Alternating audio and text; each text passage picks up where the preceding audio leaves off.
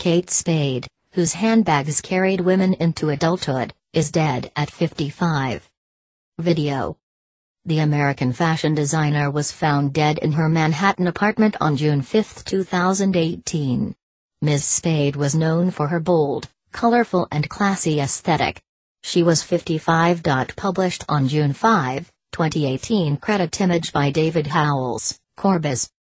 Buying a Kate Spade handbag was a coming-of-age ritual for a generation of American women.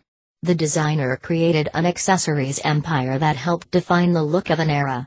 The purses she made became a status symbol and a token of adulthood. Ms. Spade, who was found dead Tuesday in what police characterized as a suicide by hanging, worked as an editor before making the leap to designing, constructing her first sketches from paper and Scotch tape. She would come to attach her name to a bounty of products, and ideas, home goods and china and towels and so much else, all of it poised atop the thin line between accessibility and luxury. One of the first of a wave of American women contemporary designers who emerged in the 1990s, she built a brand on the appeal of clothes and accessories that made shoppers smile. She embodied her own aesthetic, with her proto-1960s bouffant, nerd glasses and playful grin. Beneath that image was a business mind that understood the opportunities in building a lifestyle brand, almost before the term officially existed. Her name became a shorthand for the cute, clever bags that were an instant hit with cosmopolitan women in the early stages of their careers and, later, young girls' status symbols of a more attainable, all-American sort than a Fendi clutch or Chanel bag. Ms. Spade became the very visible face of her brand and paved the way for female lifestyle designers like Tory Burch or Jenna Lyons of J. Crew.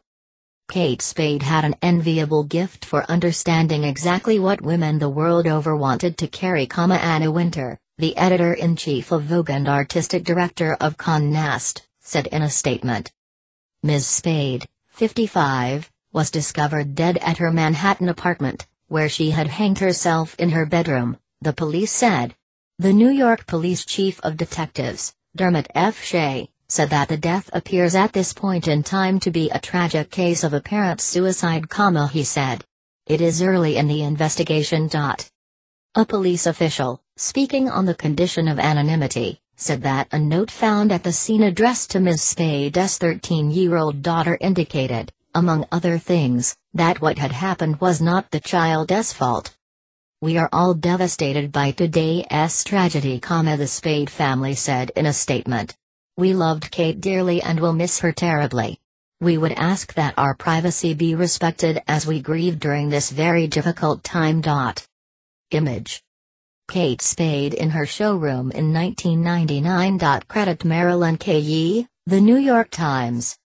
Catherine Noel Brosnahan was born in Kansas City, Mo., on December 24, 1962. Her father worked in construction while her mother took care of her and her 5 siblings. She did not grow up obsessed with fashion, though she enjoyed combing through her mother's jewelry drawer and thought early in her life about being a television producer. While a student at Arizona State University, where she studied journalism, she worked in a motorcycle bar and a men's clothing store. There, she met her husband-to-be, Andy Spade, the brother of the actor and comedian David Spade. She graduated in 1985. After graduation, Ms. Spade moved to New York, where she became an assistant fashion editor at Mademoiselle magazine. Within 5 years she was the accessories editor. While in that role, she became frustrated by the handbags of the era, which she found to be gaudy and over-accessorized. What she wanted was a functional bag that was sophisticated and had some style, she later told the New York Times. In 1993, she founded Kate Spade with Andy and a friend, Elise Arones. Josie, the former creative director of Elle and former fashion director of W, met Miss Spade before she started her company. She told me she was thinking of starting a handbag line in that carefree, excited way she had, he said. In particular, he remembered her spirited manner, the way she always spoke colorfully, with excitement and a smile. And as a kid starting out in fashion, That was something you remember, especially when everything was so serious and all about deadlines and the pressure of perfection. She did not know what to call the company at first and decided to make it a combination of her and Andy's names. The couple married in 1994. After the first show, she realized that the bags needed a little something extra to catch people's eyes. She took the label, which originally had been on the inside of the bag, and sewed it to the outside. With that gesture, she created a brand identity and sowed the seeds of her empire. Julie Geilhardt, then the fashion director of Barney's New York, picked up the label for the department store in the early 90s. It was a great success. It grew, she recalled. It was so fast growing. It just became a business that was successful wherever it was.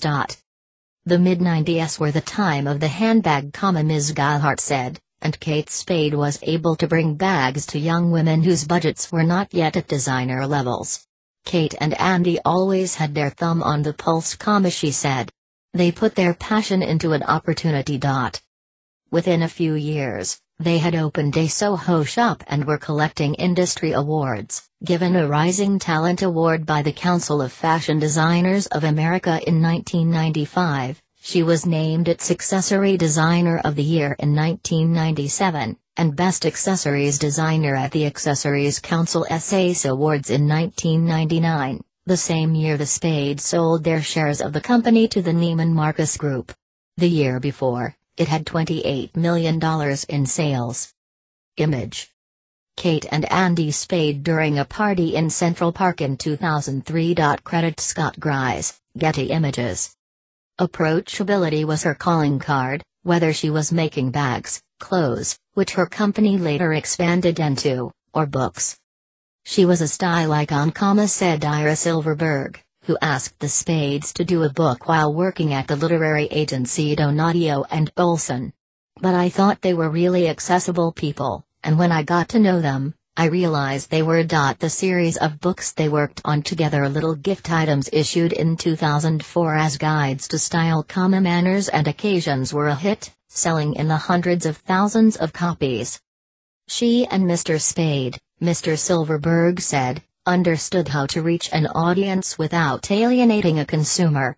Katie's from Kansas City, a quintessential American look and values personified everything they did. Miss Winter said in her statement that when Miss Spade started her label, everyone thought that the definition of a handbag was strictly European, all decades-old serious status and wealth. Then along came this thoroughly American young woman who changed everything. There was a moment when you couldn't walk a block in New York without seeing one of her bags, which were just like her, colorful and unpretentious. The company they founded changed hands over the years. Neiman Marcus Group sold the company to Liz Claiborne Incorporated in 2006.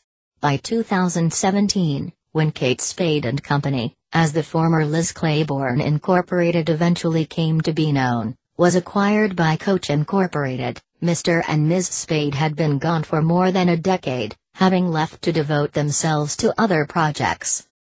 A spokeswoman for Kate Spade New York said in a statement that while Kate has not been affiliated with the brand for more than a decade, she and her husband and creative partner, Andy, were the founders of our beloved brand. Kate will be dearly missed. Our thoughts are with Andy and the entire Spade family at this time. She is survived by her husband and daughter, Frances Beatrix. Ms. Spade dedicated herself to her family and to philanthropy, through the Kate Spade and Company Foundation, which is devoted to economic equality for women. In 2016, together with her husband, Miss Arones and Paola Venturi, a Kate Spade alum, Ms. Spade launched a new venture, an accessories label called Frances Valentine. She was so committed to the project that she added Valentine to her name. Mr. Z said he always admired Miss Spade for being ahead of her time. She knew what the fashion world needed before we did, he said. Kate just did what she felt was right, regardless of what the industry would think.